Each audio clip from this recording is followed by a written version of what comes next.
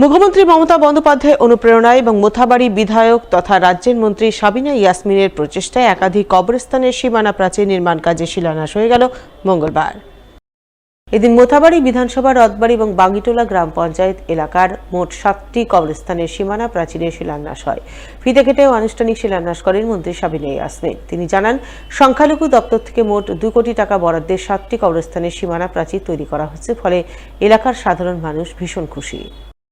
আজকে বাংলার মুখ্যমন্ত্রী শ্রীমতী মমতা ব্যানার্জির আশীর্বাদে আমরা মাইনরিটি ডিপার্টমেন্ট থেকে এটা অ্যালট করা হয়েছে। আজকে আমরা 6টি জায়গায় 6টি কবরস্থানের প্রাচীর ঘেরাওয়ের শুভ সূচনা করছি, যার এস্টিমেট কস্ট মোটামুটি প্রায় 2 কোটি টাকা।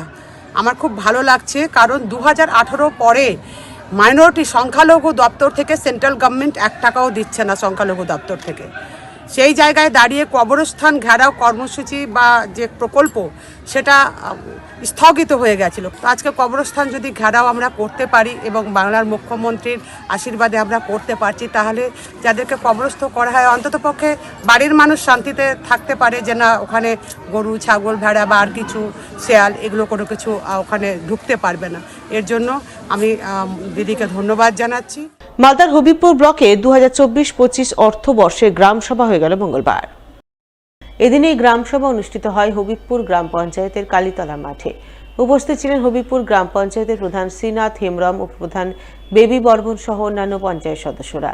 তারা সকলে মিলে আগামী বছরের পঞ্চায়েতের বিভিন্ন উন্নয়নমূলক কাজ নিয়ে আলোচনা করেন, উন্নয়নমূলক কাজের রূপরেখা তৈরি করেন। সেই সঙ্গে গ্রাম সভায় সাধারণ মানুষের অংশগ্রহণ বাড়াতে বিভিন্ন প্রতিযোগিতামূলক ক্রীড়া অনুষ্ঠানের আয়োজন চোখে পড়ে। হবিবপুর গ্রাম পঞ্চায়েত পক্ষ থেকে আজকে কালীতলা ফুটবল ময়দানে গ্রাম সভা অনুষ্ঠান হলো আর কি। এখানে বিভিন্ন রকমের খেলাধুলা আয়োজিত হলো, তার সাথে আমরা এখানে মহিলাদেরও খেলাধুলা আছে, তার সাথে আমরা এখানে গ্রাম সভা করলাম আজকে 25-26 অ্যাসেম্বলি নেওয়ার জন্য।